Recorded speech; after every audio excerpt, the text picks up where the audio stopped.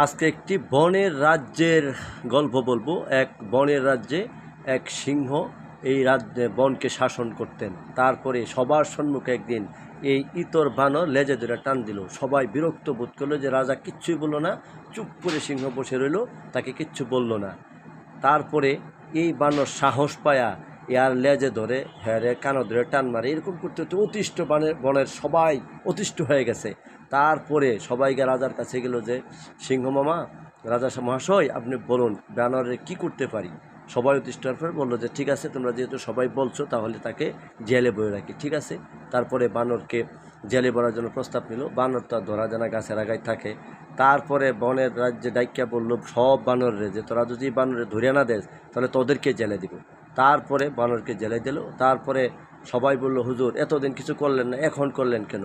কয়েকদিন বানর তার জনমত ছিল, যদি জনমত থাকতো তাহলে আমি তাকে ভরতে পারতাম।